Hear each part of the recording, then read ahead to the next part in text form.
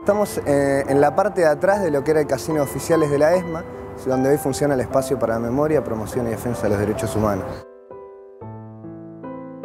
Hay una área restringida que aparece en muchos de los testimonios que los autos operativos ingresaban y frenaban ahí e intercambiaban una clave con quien estaba de guardia en la garita de turno, ¿no? En ese momento donde se pasaba esa clave se bajaba la cadena y los secuestrados que estaban encapuchados y esposados en el baúl del auto o en la parte de atrás, de abajo del auto, ellos recuerdan cómo el auto daba 2 saltos por encima de la cadena y ingresaban al casino. Algo muy importante que quedó asentado en la sentencia del miércoles pasado es que a los secuestrados se los ingresaba por este playón, y eso fue así hasta mediados del año 79. En septiembre del 79 viene a la Argentina la visita de la Comisión Interamericana de Derechos Humanos, y cuando viene, lo que hicieron los represores del grupo de tareas 332 fue cerrar la galería abierta que estaba de acá atrás,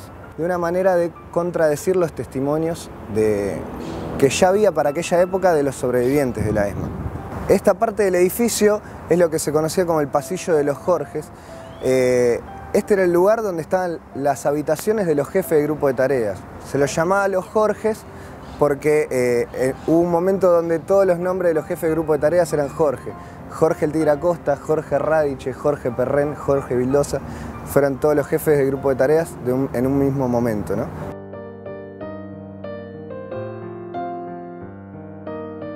En la parte de atrás del Salón Dorado estaban las oficinas del grupo de tareas de la ESMA.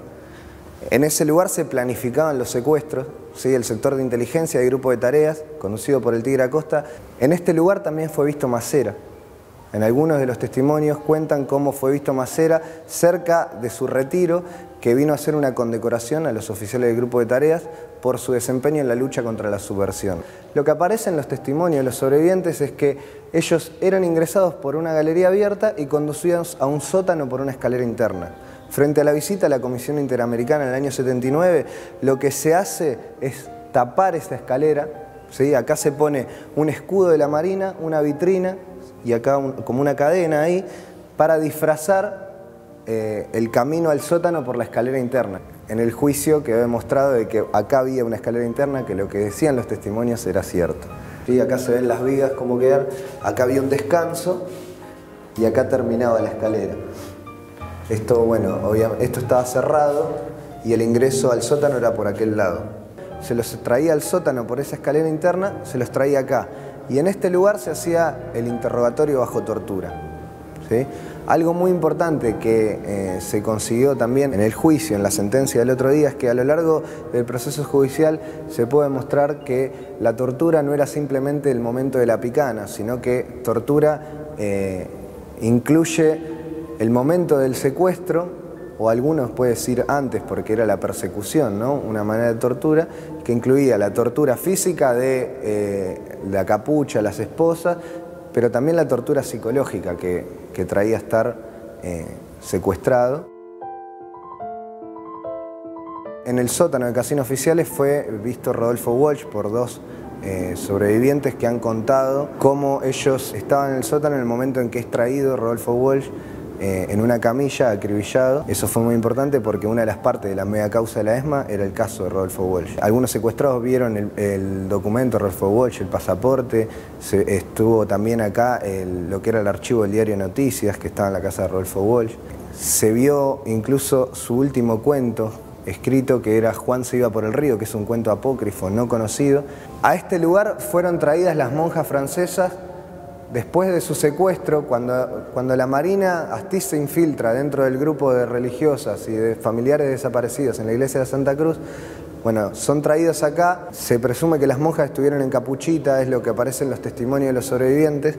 A la dictadura le trajo problemas con el gobierno francés, entonces deciden hacer pasar el secuestro de las monjas como si hubiera sido un secuestro de la organización Montoneros.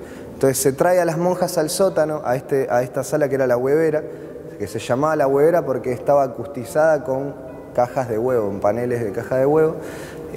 Se agarra un secuestrado que era de la organización Montoneros, se le obliga a pintar una bandera de Montoneros, esa bandera se cuelga y se las sienta a las monjas y se toma una foto. Y esa foto es enviada a los medios de comunicación y los medios de comunicación difunden que este secuestro había sido obra de la organización Montonero.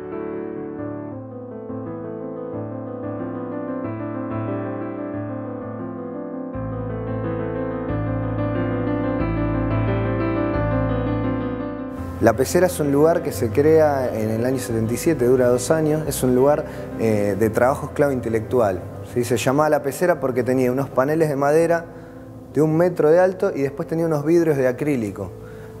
En alguno de los testimonios de ahí cuenta que parecía la redacción de un diario, con la particularidad de que las personas que estaban trabajando adentro estaban engrilladas. Lo que dictaminó el Tribunal Oral Federal número 5 es que la Argentina se cometió un politicidio, una persecución política.